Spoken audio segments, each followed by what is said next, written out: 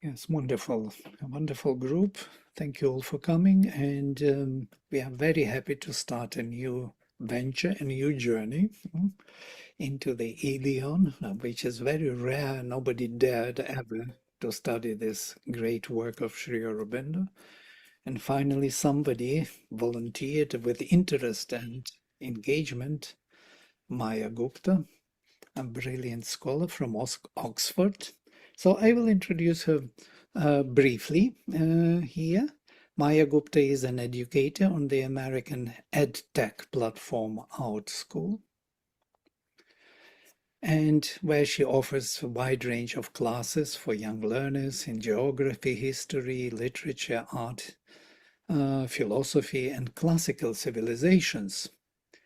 She holds a degree from Oxford University in geography and has recently published an introductory booklet on Sri Aurobindo's epic poem Ilion,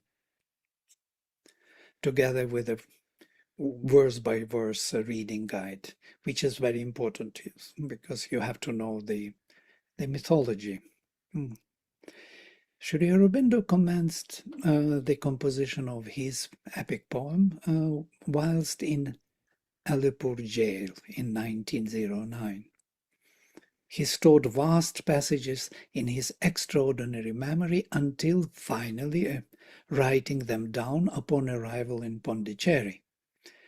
What followed was a 9-book epic poem, his second longest after Savitri, about the final day of the Trojan War. So it's actually one day in 9 books. So this session offers a gateway into Sri Aurobindo's world of Ilion and the final moving day of Troy. For those interested in continuing this journey with Maya and Ilion, the Logras Center and Auromira Center in London, which Maya represents, will be co-sponsoring and ongoing study in collaboration with Namaha also from Pondicherry. Dates and times, of course, will be announced subsequently to this introductory session. We do not know yet, but most probably at the end of July, beginning of August. So without further ado, I request Maya to address the audience. Please, Maya. Thank you, Vladimir. I was going to jump straight into the presentation. So welcome everyone to Sri Aurobindo's World of Ilion. Today is actually the 21st of June, the summer solstice, the longest day of the year.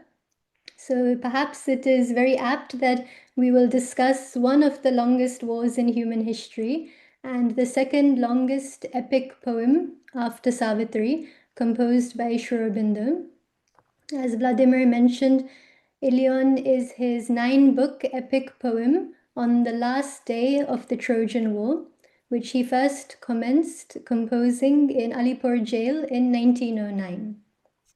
You can imagine that he had so many things to think about while he was in Alipur jail. He was also conducting many other studies. He was having spiritual revelations, yet he still was composing an epic poem on the last day of the Trojan War. And he didn't have normal writing equipment available, so he would store vast passages in his own head and only started writing it down upon arrival in Pondicherry. And he continued working on Ilion for many decades afterwards. And the beauty of Ilion, I think, like Savitri, is in its original language, in its expression, in its unique quantitative meter, which he said had never been successfully done in the English language before. But most importantly, I think, in the heroic consciousness that is infused into the atmosphere of this poem. When you read Ilion, it lifts you to those heroic, vital planes that we may not normally have access to today. Its vibration is very different to Savitri. Savitri can sometimes be a lot more deeper on many levels. It's also very sweet, Ilion is much rougher, but it's just as beautiful in its own way. And for this reason, it needs to be savored in its original form. And it's our hope, as Vladimir said, that this introduction is just a gateway to further and deeper studies. So Ilion is the name of the city that you can see in the picture on the right-hand side. You can see the Greek ships approaching this mighty Trojan civilization. So Ilion and Troy are both names of this civilization, and they were used synonymously. They were both named after founding fathers, and Sri Aurobindo uses both Ilion and Troy repeatedly in his poems. Sri Aurobindo describes how Ilion was not just a city destroyed by Greek military force. It was a civilization standing at one of those great turning points of history, when one world age gives way to another. And he emphasizes the importance of this event in his aphorisms, where he says that there are four very great events in history: the siege of Troy, the life and crucifixion of Christ, the exile of Krishna in Vrindavan, and the colloquy with Arjuna on the field of Kurukshetra. The siege of Troy created Hellas. So I won't read the rest of the aphorism. Many of you would have already seen this many times before. Hellas in this context refers to the land of Greece. And the original name for the land of Greece was called Hellas, and the people called themselves the Hellenes. So the terms we use today, Greece and Greek, were actually later Roman inventions. They were not what the Greeks actually called themselves.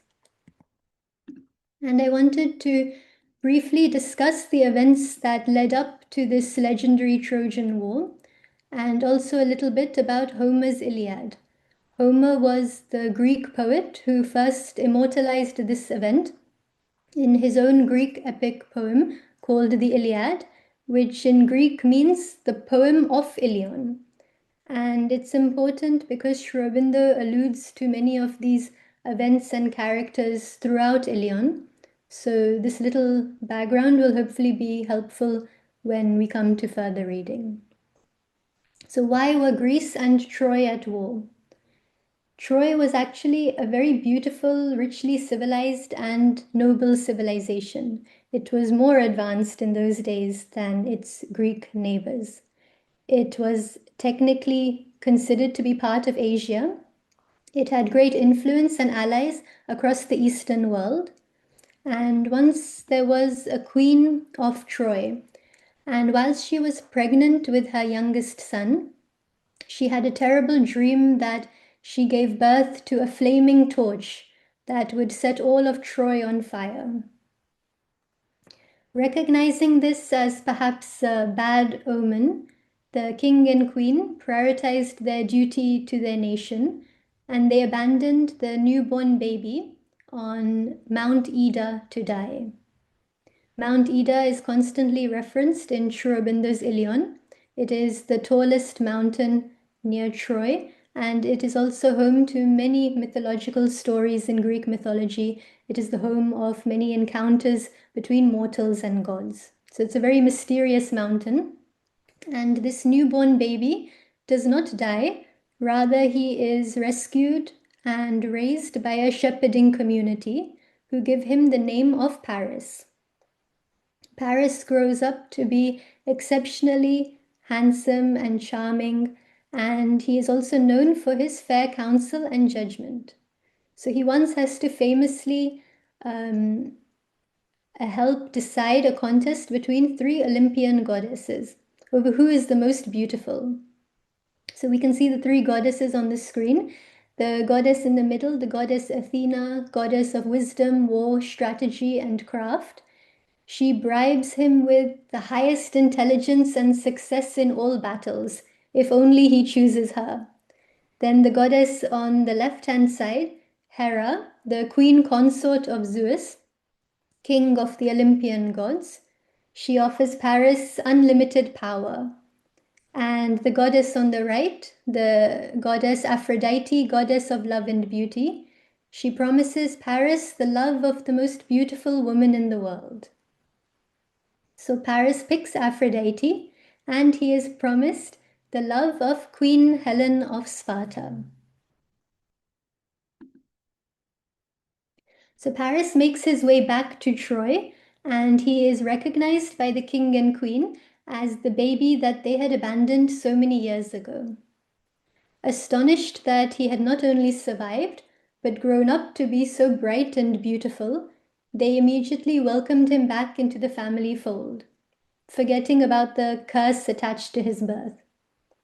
This was not just mere sentimentality, it actually reflects a very deep ideal in the ancient Greek culture of kalokagathia. Kalos meaning beautiful in Greek, and agathos meaning good. That the outer beauty of form, face, expression was often a reflection of a certain inner beauty, harmony, goodness, and kindness. Sometimes it was so much so that they believed a beautiful person could not be bad. That's how deep that ideal was of physical beauty. Sri Aurobindo also does refer to these qualities of Paris, and in his poem, when he introduces this character, he describes him in these lines.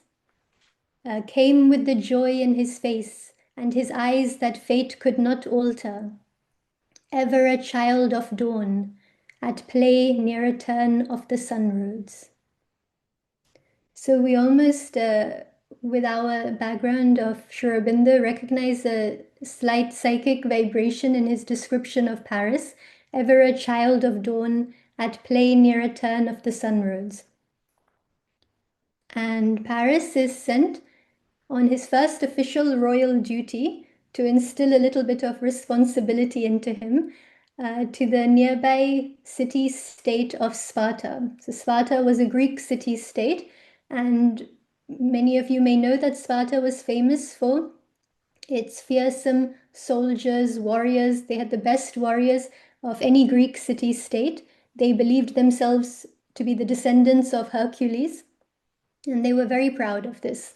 They say their houses did not even have walls because they had no fear of invaders and criminals. But Paris is supposed to arrange the release of his aunt, who is being held prisoner by the Spartans. But what does he do? He meets Queen Helen, he falls in love with her, and he convinces her to run away with him to Troy, thus starting the Trojan War and fulfilling the prophecy attached to his birth. Now, when King Menelaus of Sparta finds out, he is furious and he says, Paris will pay for this. And together with King Agamemnon of Mycenae, who is his brother, they gather a legendary army which takes 10 years. And why does it take 10 years to gather such a legendary army? Because most of the kings don't really care if Menelaus gets Queen Helen back. They don't want to go and fight in a long and fruitless war. Many kings, like Odysseus of Ithaca, in Odysseus's case, he has just welcomed his first son, baby Telemachus, and he has been fighting in battles for the last couple of years. He does not want to go and fight in a new war. So when he knows that Menelaus is coming to conscript him into the army, he feigns madness, and he is seen plowing his own fields with salt like a farmer. But Menelaus is quite shrewd. He sees through this ruse and he forces Odysseus to join the campaign, whether he likes it or not. There is another prophecy that the Greeks will not win this war without the help of the legendary half-immortal Achilles, prince of the Myrmidons. Achilles' mother is an immortal sea nymph called Thetis, and she recalls a prophecy at his birth that Achilles would either have a very long, peaceful, and inglorious life, nobody would remember his name, or a very short but very glorious life and he would become a legend. So to protect him, she dips him as an infant in the river Styx in the underworld, and this renders him completely immortal, except for the patch of his heel that she's holding onto. This remains his only vulnerable point that ties him to mortality. So this is where the phrase today, Achilles' heel, comes from. This was the only point where Achilles would be able to be killed. Then to go the extra mile, just in case that wasn't enough, she disguises him as a woman and hides him on the island of Skyros in the court of women of the royal family there. And this also is reminiscent of this part of the Mahabharata when Arjuna and the Pandavas have to hide in exile, and Arjuna is also disguised as a woman in the royal court. But finally, after all their hard work, Menelaus and Agamemnon managed to track down all these legendary warriors, and with these kings and princes come thousands of soldiers. And together, this mighty army sails all the way to Troy. So you can see on the map here, the pink regions are the Greek city-states, and Troy, located on the northern most point of what is today modern-day Turkey, had very few allies. In Ilion, it was described that in the beginning of the war, they had many more allies from all across Asia, perhaps even Indus. But after some time, the allies dropped off, and Troy stood supporting the whole of Asia. Troy was the point of the war. So we know what happens. A 10-year-long war begins. Greece is victorious. Troy falls, but Greece too also now enters the Dark Ages for a few hundred years. Because you can imagine that thousands of soldiers over these last 10 years have died. Their families have not had the support of these young men. And like with any great war, both sides ultimately suffer. So at the end of these dark ages, around 400 years later, the Greek poet Homer is born. Nobody knows much about him, but they say that he was a blind bard from one of the Greek islands, perhaps Chios, and his poems were a way to remind the Greeks of their glorious and heroic past. They were meant to be sung orally by bards all across the country, and eventually they became a cornerstone of classical education, to the point that they say that Alexander the Great, Cleopatra, Mark Antony, Caesar, they all had one thing in common, that as students they all must have slept with a copy of the Iliad and the Odyssey under their pillow. So we don't know if this is actually true, but it is just to highlight the importance that was given to these poems for hundreds of years. Homer very interestingly describes how the inspiration for the Iliad and the Odyssey, which followed, did not come from him. He said that the inspiration flows down from above. The muses, they come down and they whisper the story into my ear, and then I just construct it through word and form so that it can be sung and spread throughout Greece.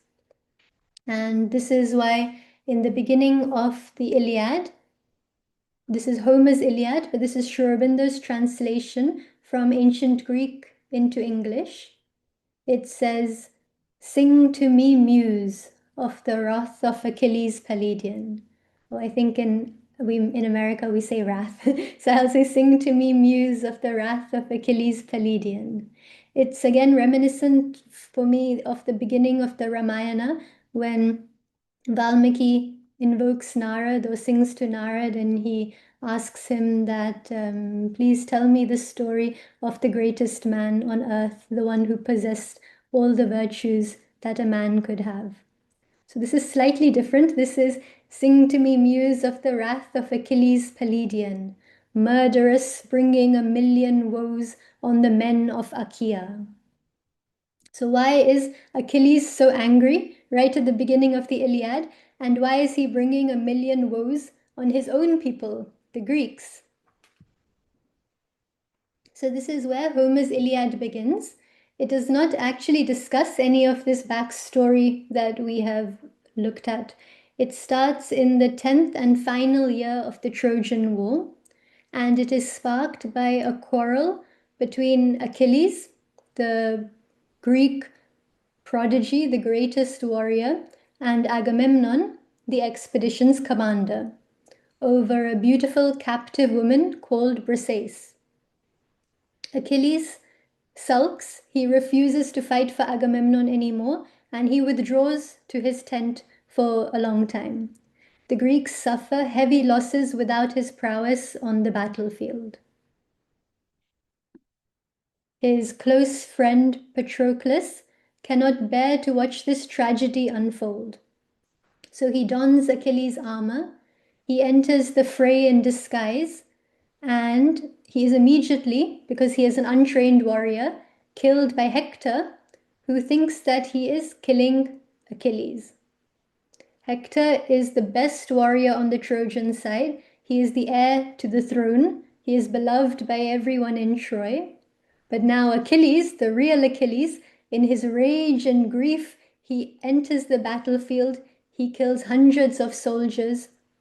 He faces off against Hector outside the great gates of Troy, and he kills him, and then he drags his body for many hours behind his chariot. As dusk falls, the king and queen of Troy, King Priam and Queen Hecuba, walk across the battlefield at great risk to their own lives to beg Achilles for the body of their son back so that they can perform a proper royal funeral. Achilles, recognizing in them a mirror of his own grief, relents, and they say that Homer's Iliad does not end with a triumph, but with a funeral. So this is where Homer's Iliad ends, but we know from other Greek myths, which are part of the epic cycle, how the war is supposed to have ended. And I don't know if we have any Greek mythology enthusiasts, if anybody wants to share the story, if they know about how the Trojan War ends, the trick that the Greeks play on the Trojans. Yeah, Otherwise, it's about the horse that Mhm. the soldiers who are hidden in the horse. The horse goes inside, and then they just came out of the horse, and that's the part you are referring to. Yes, yes, Okay. There is a exactly. virus Trojan horse now. Yes. Exactly. It's now going to be a common cybersecurity name or keyword as well. So exactly as Navaketan said, that the Trojans woke up one morning, they saw the battlefield was empty, and outside the gates was this mysterious giant wooden horse. So they assumed that this horse was perhaps a sacrifice or an offering to the gods, and they brought it into the city. They had a huge celebration to commemorate the end of a successful war. But as Navaketan said, in the middle of the night, the Greek soldiers come out of the horse's stomach, open the great gates of Troy from the inside, and let in the thousands of Greek soldiers who have returned under the cover of night. So this is actually the most famous part of the Trojan War, but Sri Aurobindo doesn't actually mention it in his final day of the Trojan War. Instead, he offers us a slightly different ending. I don't know if it's because he thought that this particular part didn't happen in the story, or perhaps he wanted to spend more time exploring the deeper reasons behind the Trojan War. So it remains a mystery. And as I said, this wasn't actually mentioned in Homer's Iliad. We hear about it from other poets, such as the Roman poet Virgil in his own poem, the Aeneid. So we will talk a little bit more about the Aeneid later. But now we will come to Sri Aurobindo's Ilion. And at any point, if anybody has any questions so far on the backstory, you're very welcome to ask anytime. So the Trojan War has always been told from the perspective of the Greeks, because the Greeks were the victors. There was maybe, yes, Suchitra? I'm sorry to interrupt you, Maya. My question was this entire love story of Paris and Helen. So, was that just a vital attraction of a young man eloping with a woman, or was there more to it? Could you please share your perspective or what Sri Aurobindo has shared, maybe? Yes, Suchitra, so that will come in a later slide when we look at the parting of Helen and Paris. But you're right that it was not just a vital attraction. Of course, Paris had already been promised Helen by the goddess Aphrodite because he had picked Aphrodite in the contest, in the beauty contest between those three Olympian goddesses. So naturally, Aphrodite must have worked her magic on the whole situation. She arranged the events that would take Paris not only back to Troy, but then would send him to Sparta, where he would meet Queen Helen and where he would be able to convince Queen Helen to elope with him to Troy.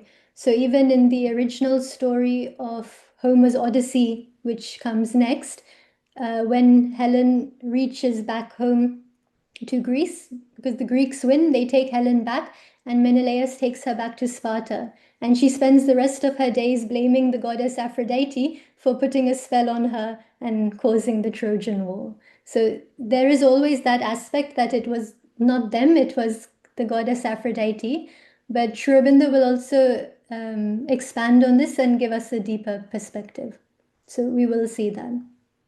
So Sri Aurobindo, for the first time, perhaps in human history, shows us what it meant to be Trojan on that last night, to inhabit a civilization at the moment of its destruction.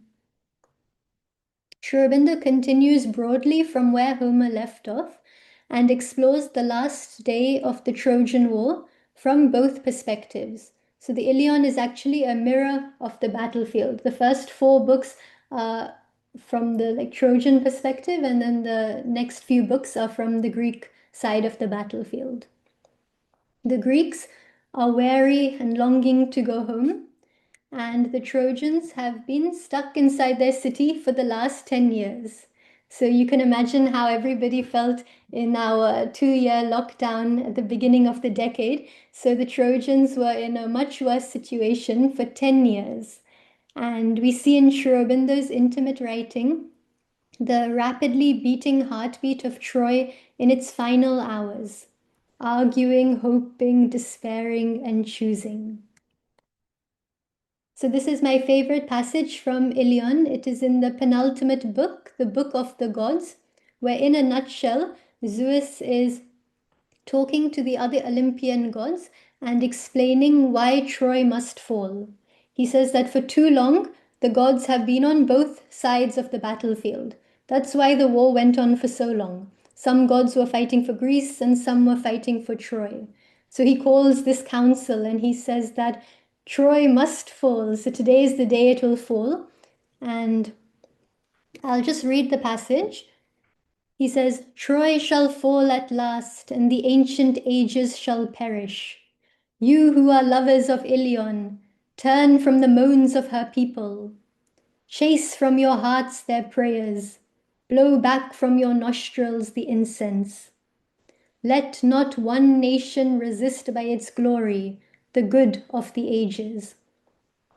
Twilight thickens over man, and he moves to his winter of darkness. Troy that displaced with her force and her arms the luminous ancients, sinks in her turn by the ruder strength of the half-savage Achaeans. They to the Hellene shall yield, and the Hellene fall by the Roman. Rome too shall not endure, but by strengths ill-shaped shall be broken. Nations formed in the ice and mist, confused and crude-hearted, so shall the darker and ruder always prevail over the brilliant, till in its turn to a ruder and darker it falls, and is shattered.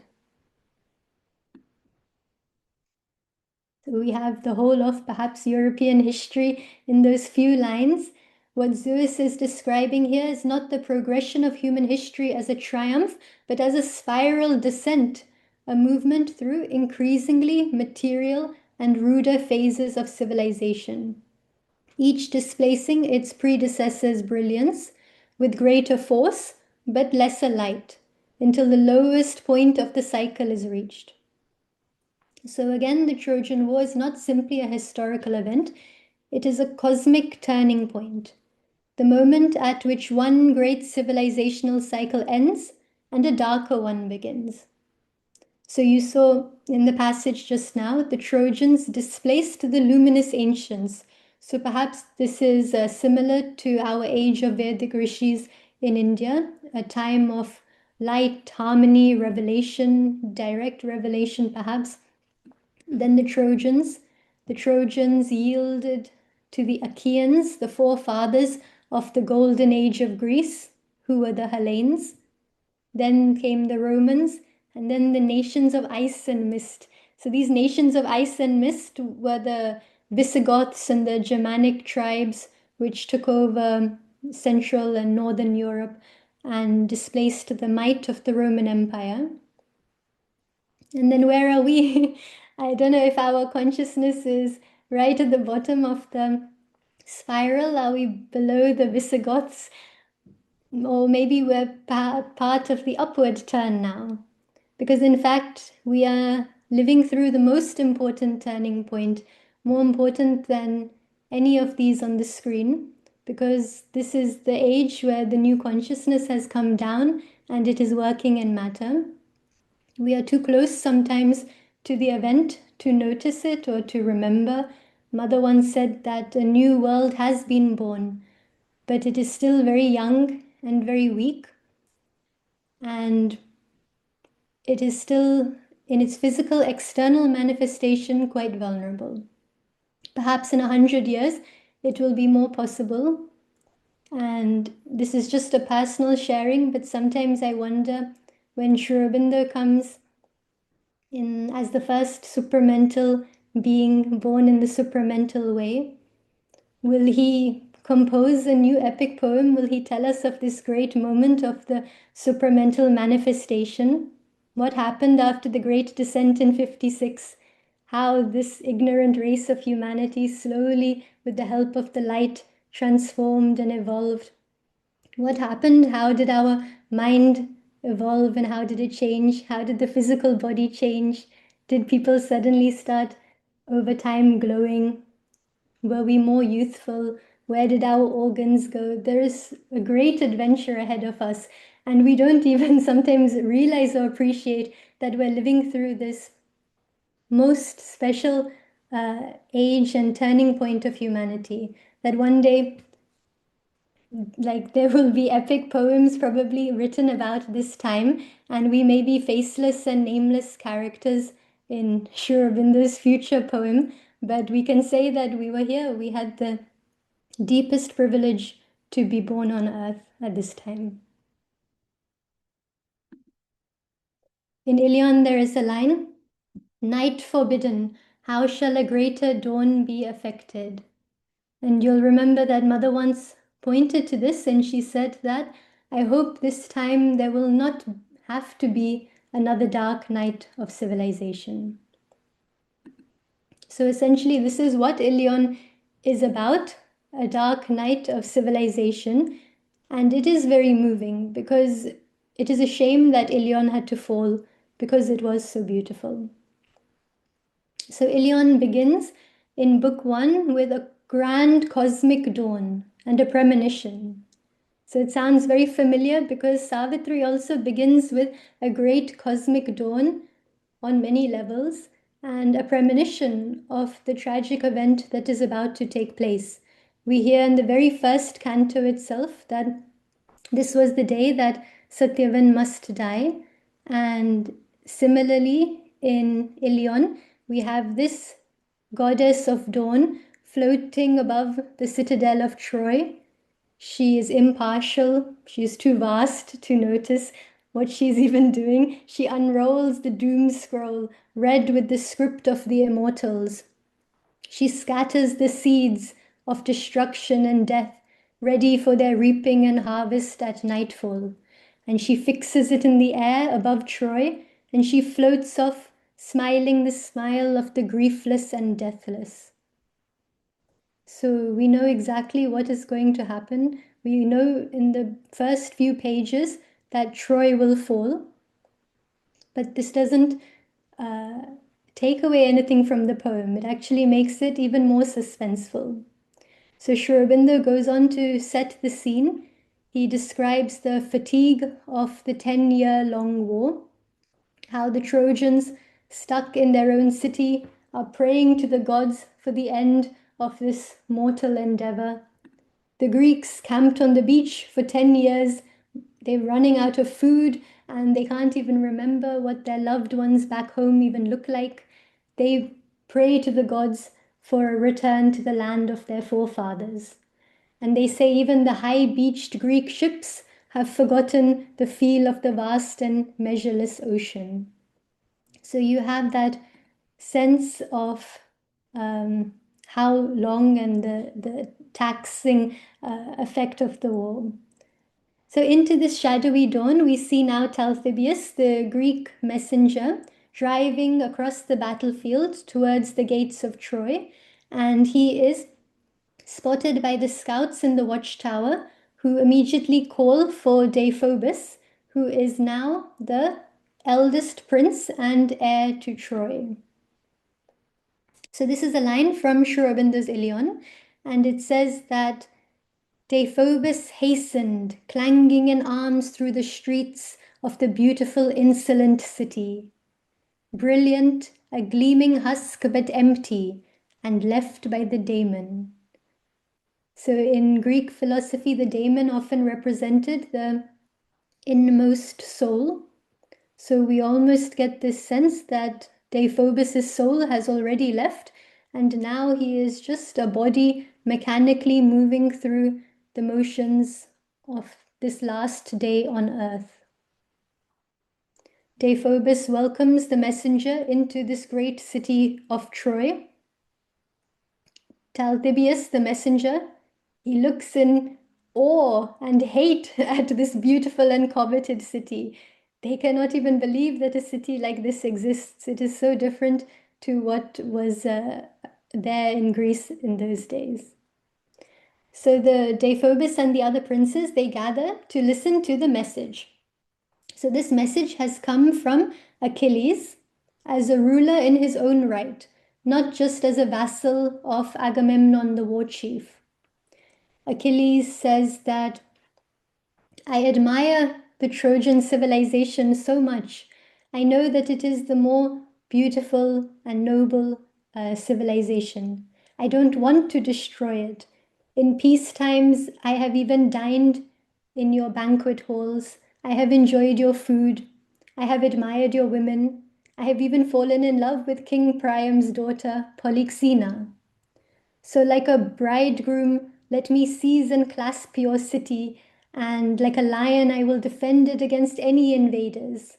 Open your gates to Greece. Return Queen Helen to Menelaus. And together we can have an empire that will stretch all the way to the Ganges. Yet the ultimatum remains an ultimatum. Achilles says that I bring you peace in my right hand, but death in my left hand. And that if my proposal is not accepted, I will not return to my tent, I will not lay my head on my pillow until all of Troy is destroyed and until all of Asia is enslaved. So now, along with these princes who are listening to the proposal from the messenger Talthybius, is a warrior queen from the east, Queen Penthesilea. In Greek mythology, the Amazons were a fearsome, all-female warrior tribe.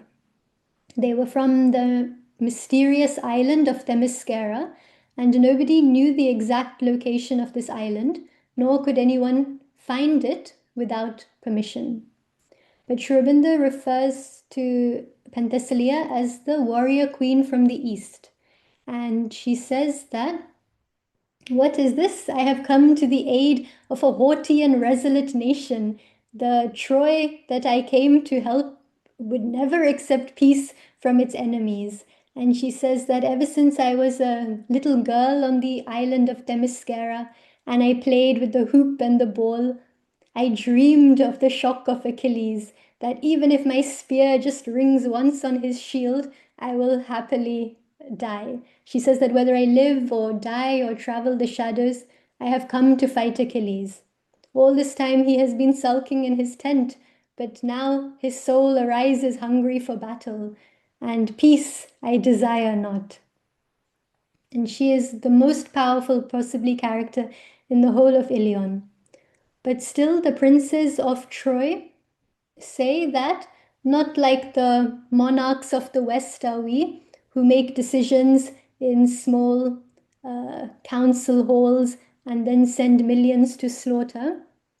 Instead, we will take this matter to the public assembly. We will feel the hearts of the millions, and only then will we decide whether to accept or reject the peace proposal.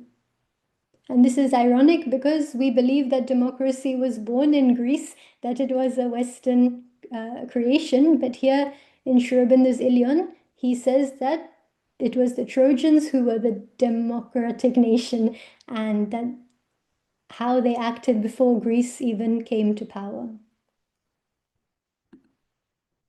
So in book 2, the sun is now continuing to rise, and there is a beautiful interlude where Sri Aurobindo describes the rays of the sun lighting up and caressing each home, each street, each doorway for the last time.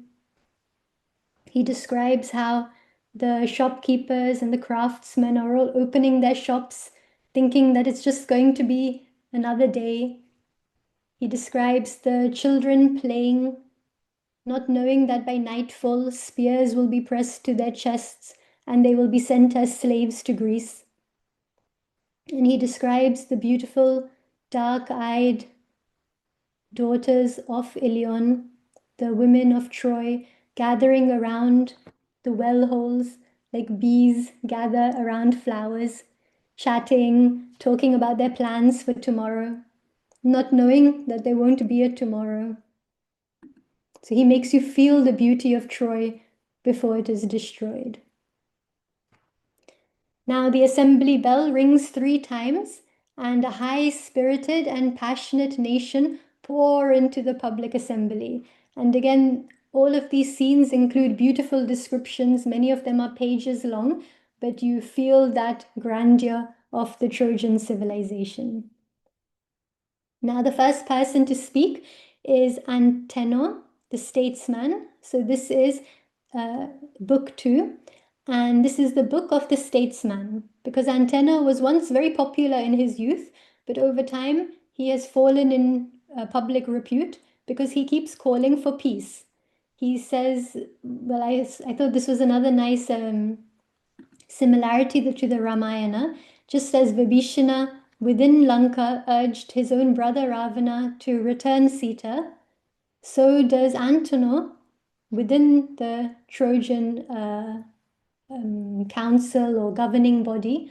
He urges Paris and the rest of the Trojans to return Helen to the Greeks. He says that we must be prudent, we must be wise. Troy must survive first. Then we can regain our strength, we can come back stronger, remember the glory of our ancestors, how patiently they built this city, that he says one day even Greece will destroy itself. He says that look at how the city-states are always arguing with each other. He says, let us live, let us survive, let us crouch and hide our strengths, let us be quiet and careful, and one day we shall look upon the ruins of Greece and Mycenae. But the crowd cannot see his wise reason. They threaten to stone him. They accuse him of being bribed by the Greeks. They say that, are there no swords in this audience, that Antenor still stands there alive? And the crowd that threatens to stone Antenor is not made up of evil people. They are brave, proud, and patriotic Trojans who love their city as much as he does. But they love it in the mode of feeling and passion, and he loves it in the mode of rational understanding. And they say in a crisis, the former almost always defeats the latter. This is popularly called mob madness and the source of all rebellion.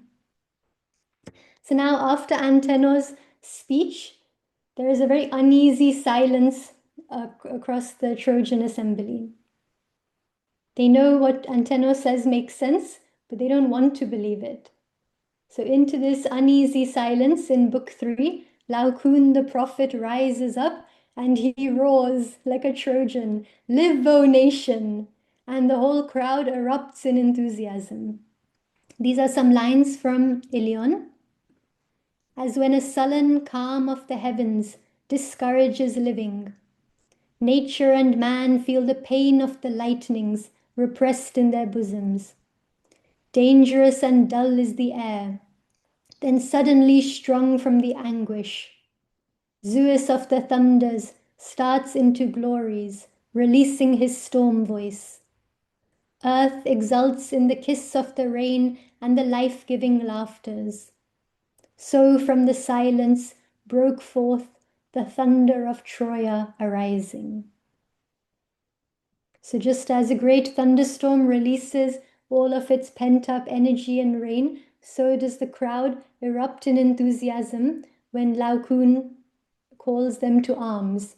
He says that Troy is the most beloved nation. It is the favored nation of the gods.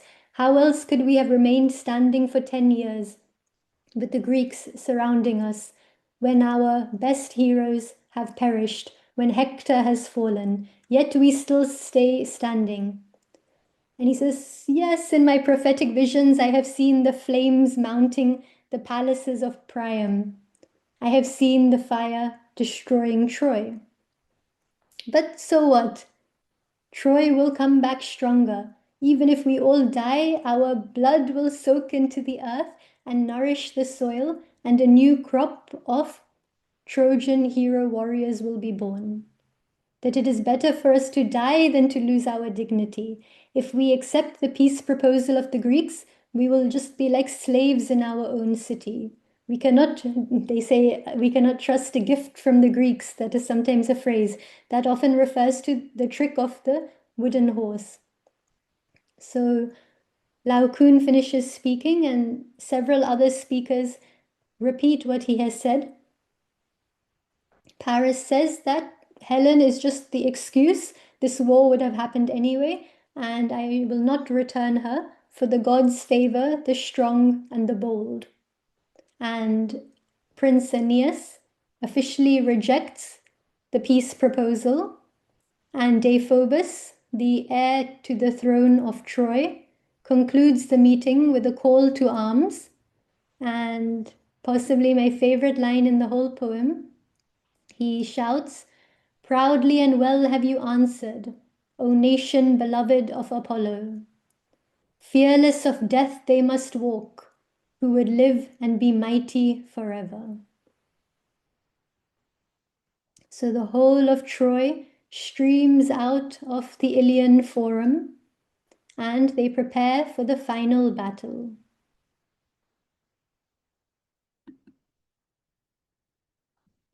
Book 4 begins with Antenor, the famous and fallen statesman, banning anyone in his family to fight in this last and fruitless battle. He is furious that his wise counsel has been rejected, and he says that I have already lost so many sons to this war. And he says that I have a ship waiting at the harbor. We will all leave as soon as everybody is ready. He says that, yes, we owe a duty to our nation, but we owe an even greater duty to the freedom of our own soul. His eldest son, Halamus, does not agree. He says that I would rather lay with my brothers in the ashes of Troy then betray them in this final moment. Antenor says that I will curse anybody who disobeys me, that if you fight in this war, you will die. And Halamus leaves with a heavy heart, knowing that he is not destined to survive this war. The youngest member of the family, Eurus, says that to Halamus, "What will I say when my hair is as white as our grandfather Antenor? When people ask me in the future, what great deeds did you do in the Titanic warfare? Who did you kill? Who did you slay? How can I tell them that I was too young, that I stayed behind, that I watched from the safety of the ramparts, that I saw the triumphant return, but I did not see the midst of the battle?" He says, "Friend, if thou take me not forth, I shall die of grief ere the sunset."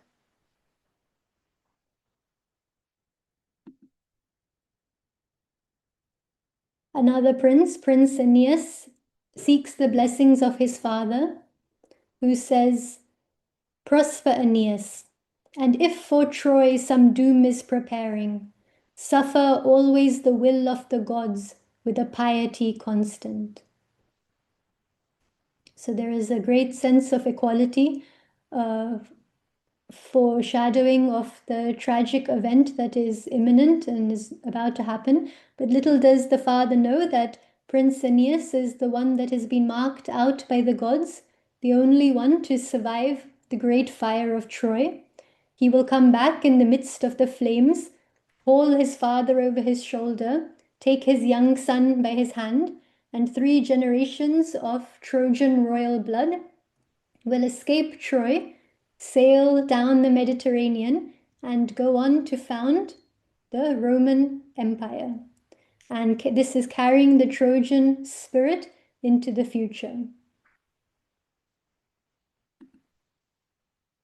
Meanwhile, perhaps the main 2 characters of our story, Queen Helen and Prince Paris, are in their chamber. Helen is helping Paris put on his armor and prepare for battle. She's praying to the gods to protect him. And then there's a very interesting description. It is as if her inner soul, they say Damon, comes forward, and she recognizes the reason for which she took birth, to band together the whole of Greece, for Greece to sail to Troy, and for Troy to fall. And she tells Paris that we are just actors, we are characters in this great pantomime of the gods. So go out there, be victorious, fight well, and come home and claim Queen Helen. They say that a smile passes over her face, perfect but perilous. And in Ilion they write, "So might a goddess have gazed as she played with the love of a mortal, passing an hour on the earth, ere she rose up white to Olympus."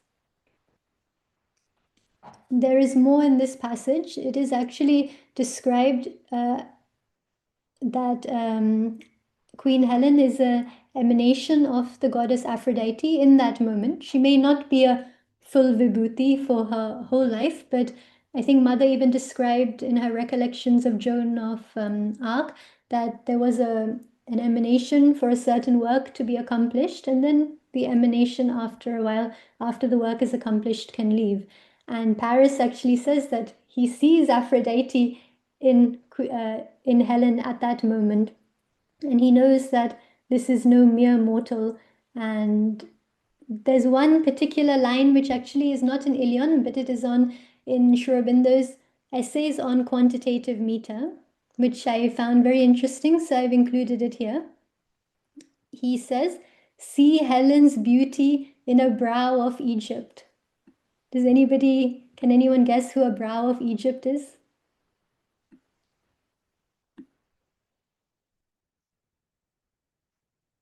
Who could it be referring to? Another famous female queen. Cleopatra? Cleopatra, yeah. Yeah, Cleopatra. So this is So beautiful, and it's so subtle, and it's just mentioned in one of his essays on quantitative meter, the last place that you would think to find such a line. It could just be a poetic line, but it could also signal something deeper, which we will also look at the end of the presentation. So book 4 ends with even the eldest veterans gathering at the gates of Troy. Some of them have not put on armor or saddled a horse for many years, yet they are here because better to die out on the battlefield than to sit helplessly at home and watch Troy crumbling around them. So in Ilion they write, silent together they drove for the last time through Ilion's portals, out with the rest to the fight towards the sea and the spears of the Argives. Only once from their speed they gazed back, silent on Troia, lifting her marble pride in the golden joy of the morning. When you actually read this book continuously and you get to this point at the end of book 4, it's perhaps the most moving part of the whole poem. It almost brings you to tears because Sri Aurobindo makes you fall in love with Troy. He makes you feel the beauty of each character, the values that they had, and that this is the moment that even the eldest soldiers look back and see Troy for the last time, proud and standing tall. So now book 5 takes us across the battlefield to the Greek side. Talthybius, the elderly messenger, is riding with haste towards Achilles' tent to tell him of the Trojans' decision to fight until the end. Achilles is disappointed, but he's not that surprised. He recognizes himself as the instrument that the gods have chosen to destroy Troy, but he insists that the city itself should not be burned. He said, touch not the city that Poseidon and the other gods have labored so hard to build. Leave the citadel standing. Again, it is described in a few lines of how his inner daemon or soul comes forward. He is filled with a certain power and strength and confidence in his God-given power and capacity in this moment.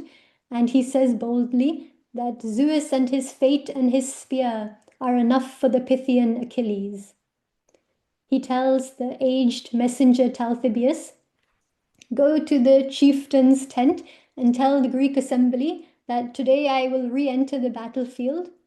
I will wipe out Troy, and I will do it single-handedly. I don't need any of you, and you can all sit back and watch. So, of course, Talthybius does not want to do this. The Greek chieftains are already very angry and restless and frustrated. But he goes and he delivers Achilles' message.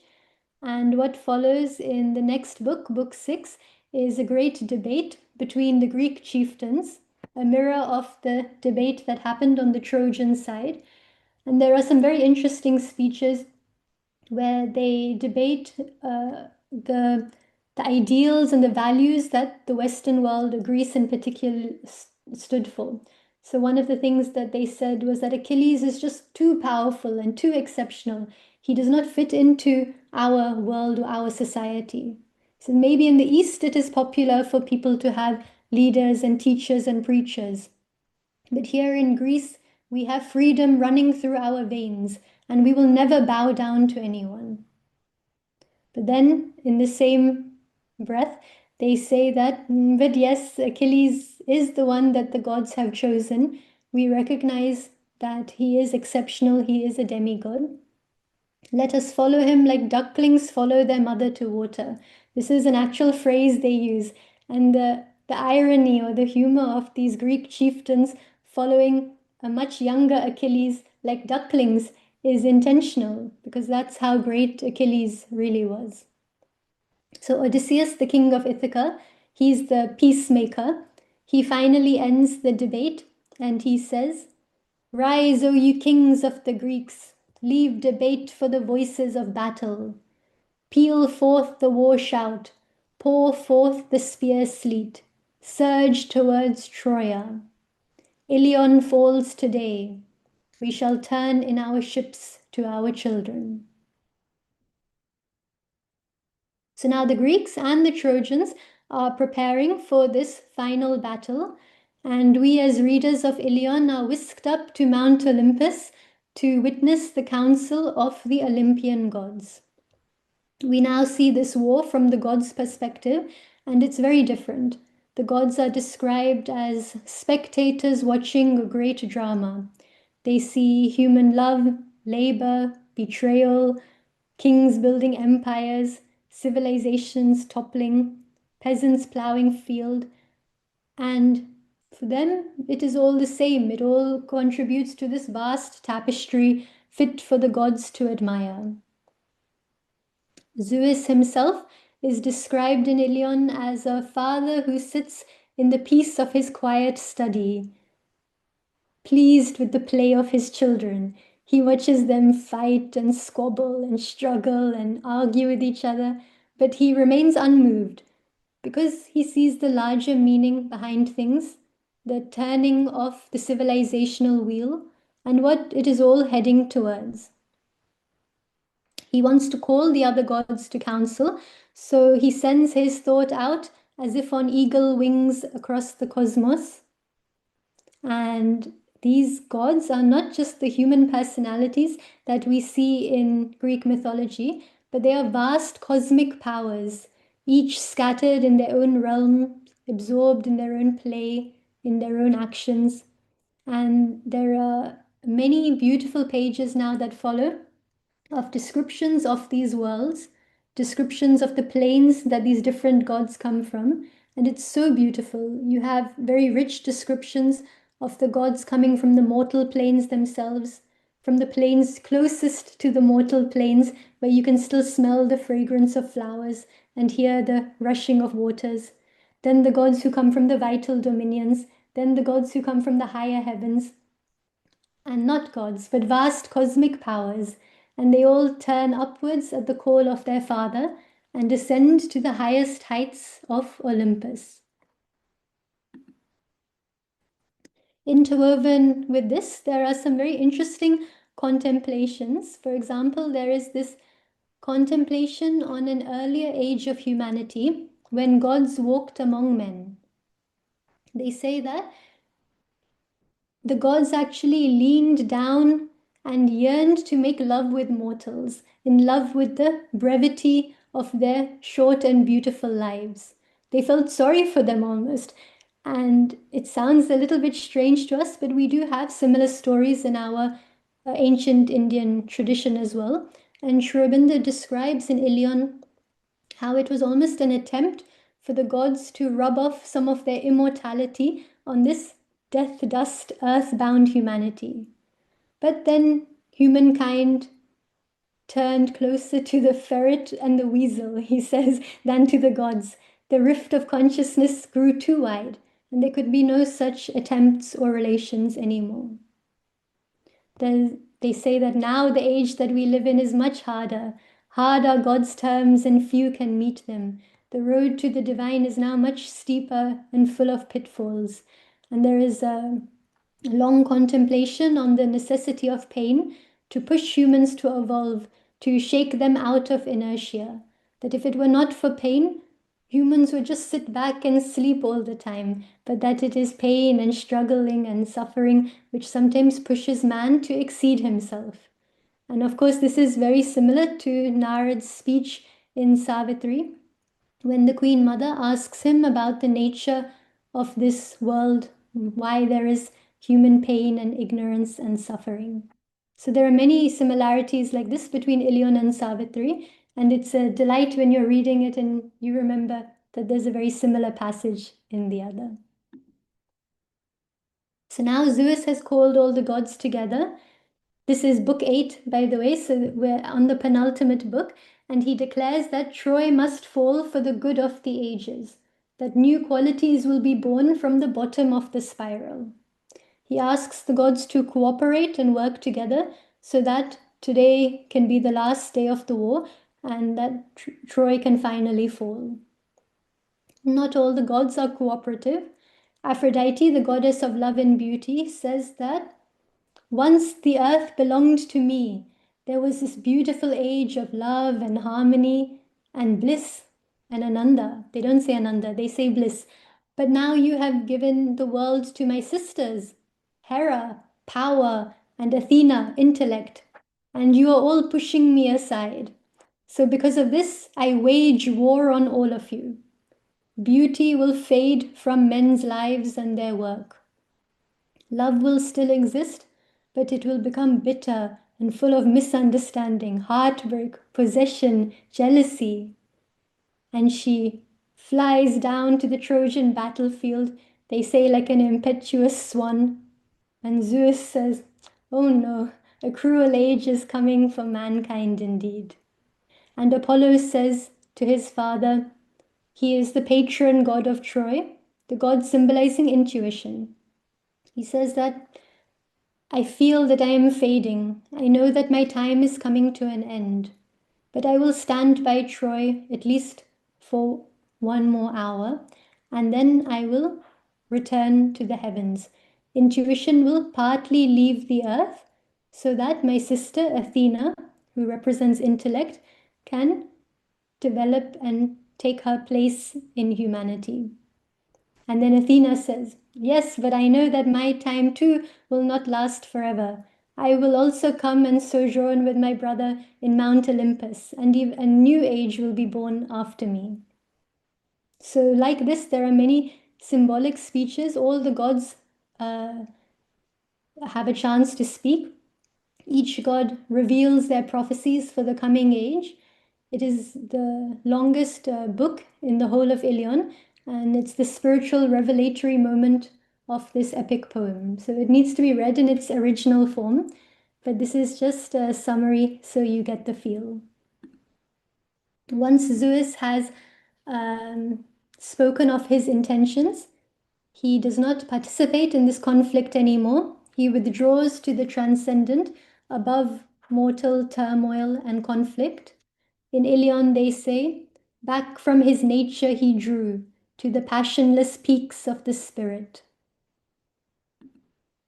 There are only three immortals left on Mount Olympus: death, fate, and cosmic will. And they float down like an ominous shadow towards Troy. In the chapels in Troy, they say how the statue of Athena has fallen, and this dark trio is sitting on her throne. And the last line of the book, of the penultimate book, book 8, is, "And in the noon there was night, and Apollo passed out of Troia." So now even Apollo, the patron god of Troy, has departed. The divine protection has ceased, and Troy is just an empty shell waiting to be destroyed.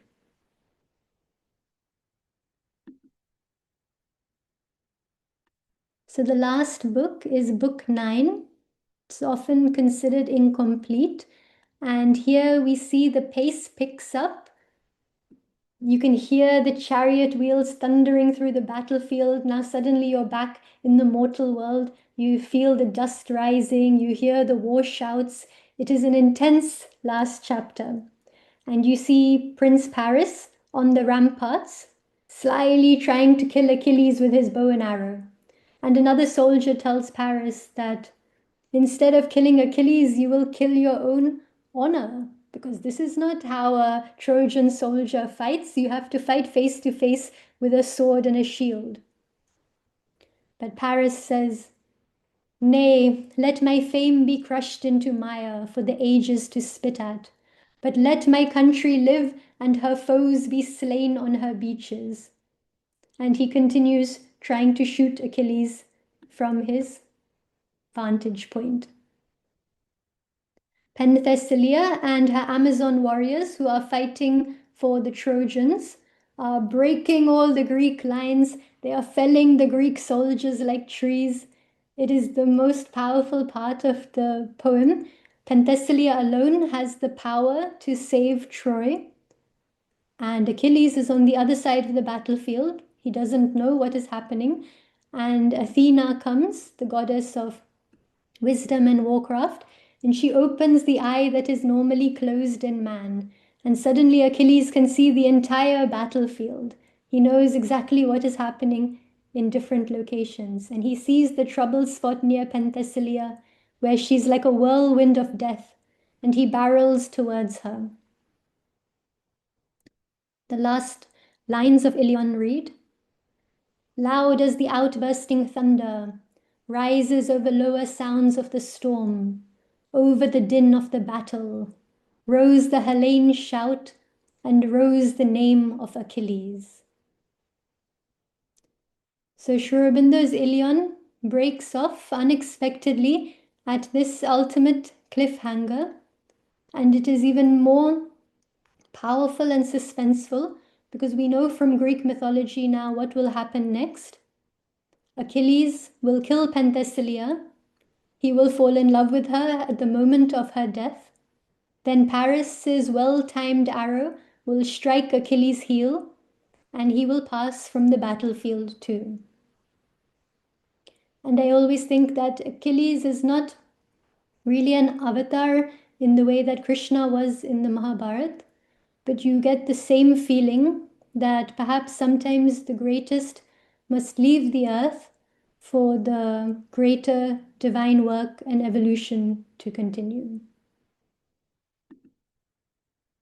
But this is not the end of Achilles, because Sri Aurobindo writes in his essays in philosophy and yoga, Achilles was not reborn as Alexander, but the stream of force in its works, which created the momentarily changing mind and body of Achilles, flowed on and created the momentarily changing mind and body of Alexander.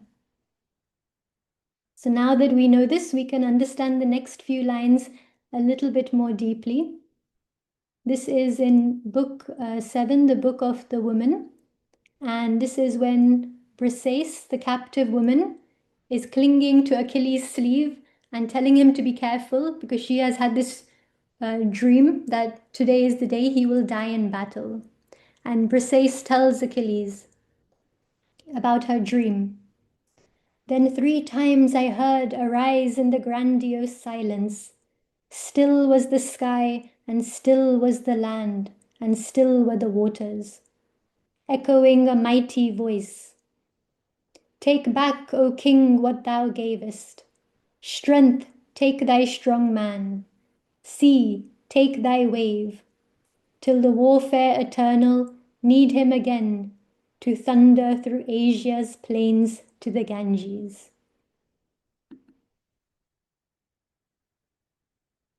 So I hope you'll forgive my pictures, but we see the soul force from Achilles manifesting later in a much wider and greater manifestation in the life of Alexander, who did go on to have an empire that stretched all the way up until the Ganges.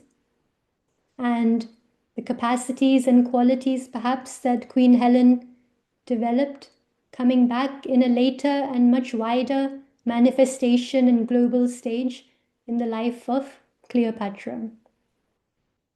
This is one of the things that the poem Ilion does to you if you let it. It makes history come alive in a completely different way. Not as a record of dead events, but as a living process, a field of forces still in motion, a story that is not over.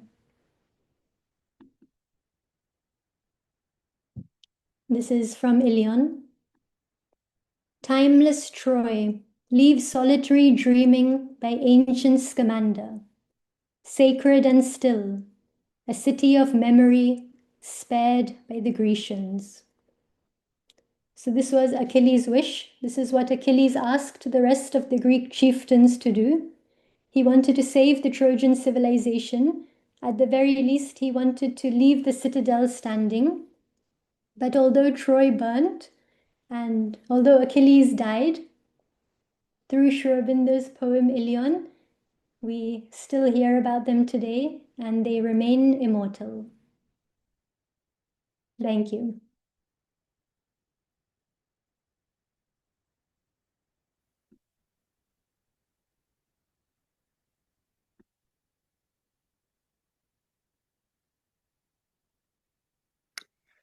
Can you just repeat the previous slide where it says the story doesn't end or something like not this one? Yeah, story that. Yeah, okay. The story that is not over. Okay, good. Thank you so much, Maya. You Yeah. can remove the presentation that we can see better. And this is marvelous. I never could expect anything better, truly speaking. This is the class we want to have really into the European history, into the depths of European history. It's not on the surface what happened really. And everything. And Na, who became the founder of Greek of the Roman Empire, which will destroy and absorb. This is like a karma coming back or something. The spirits of Trojans who were destroyed by Greeks and gave actually they created Greek civilization for the whole European civilization. Homer himself is the beginning of that civilization. It's amazing if you think of it. How Sri Aurobindo has same views on the sacrifice, and he speaks about these lofty beings coming and being, how to say, not adopted but conquered by the Aboriginal tribes, barbaric tribes. But the being captive, they become being captured. They capture those Aboriginal tribes. Now that is inbuilt in them and starts developing through new force, a new, fresh take. So this is how the whole history works. Why this from Satya Yuga to Kali Yuga? It needs to bring the vast spirit into the more narrow movement of the mind, and that's why Athena speaks about her time and her time ending. Sri Aurobindo put so much into it, into the whole developmental model of what he examines in the human cycle, exactly here in this story. So I'm very fascinated with your presentation and very grateful that you did it for us in full length. Yeah, thank you so much. Anyone would like to share their thoughts, please do. Or if you have questions. No, there are some great moments throughout the presentation. Definitely. Thank you. Yes, please, Suchitra. I just want to say that this was so fabulous, Maya. I have been to Greece and I so wish that I could have, heard your presentation before I visited. Everything could have fallen so much more in context for me. This was just beautiful. Thank you so much. I look forward to the series. Mm.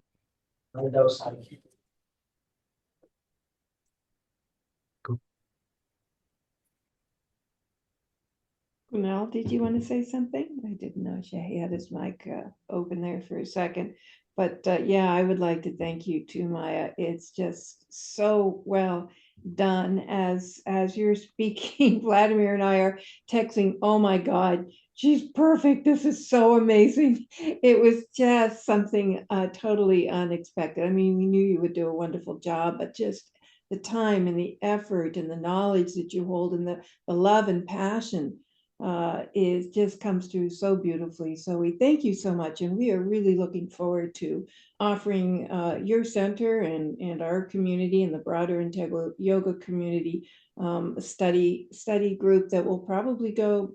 We're not sure, 6 to 8 to 12 months, but we'll certainly get back with you and others to see what works out. But thank you so much. Just so well done. Thank you.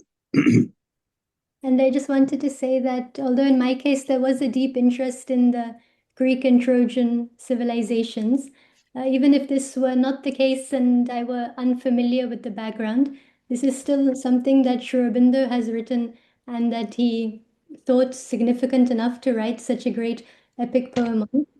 So with any of his works, when we read his poems, we enter a little bit into his inner world. So in this very new aspect, we gain a new insight into his understanding, into his deeper life and consciousness, and we feel closer to him. So it's never time wasted in the atmosphere of his creations is never wasted. Absolutely, absolutely. By the way, it explains many things, what his views on Indian civilization also. This is his background, yes, where he grew, what he learned, language, the very vision, and he brought, and he really is the one who synthesizes East and West. We can see it now, yes. He found that central point in both, and that is amazing, yes. This is the missing part we have. Now you're bringing that part which we must have to understand Sri Aurobindo's integral yoga. Wonderful. I just want to add, Maya, thank you so much for your presentation. During the presentation, and it was so beautifully selected and presented, you connected all of us. I think I can speak for a lot of us because we already have that affinity to something more deeper. So I do have Ilion at home. Kind of look at that always, but now I'm really inspired to read that and to join your class. So thank you so much. It was brilliant. Thank you. Thank you, Dolores.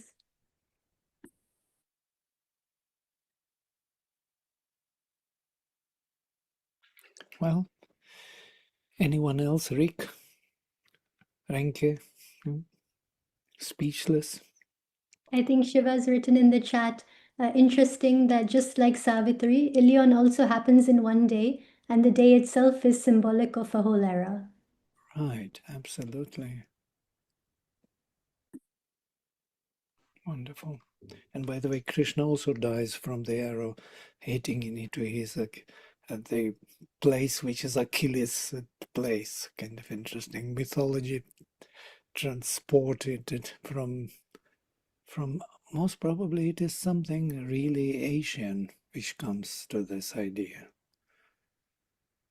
Greeks, Sri Aurobindo speaks about Greeks, that they borrowed or they are from the same source as Indian civilization. And it's kind of amazing, and he compares those gods with the Indian gods. And now we can see that the same mythological imagery is used. Wonderful. There's one passage in Ilion actually where Achilles speaks of how the gods work through man, and it's very similar to the Vedic idea. He says, Hera widens me, Athena illuminates my mind, then these twin gods come in, and it's almost identical. Yeah, wonderful. Well, Thoughts, thank you Rick? so much, Maya. No? Very much appreciated. Sorry, Vladimir, did you want to No, say just something? wanted to engage more people in case they want to say something they're ready to say, but most probably they need some invitation. Yeah, or they're just processing and integrating and appreciating the time. Yeah, anybody, if wants to say the final word, then please open your mic and speak. Otherwise, we will, in half a minute, we will close. Give you this pause to open.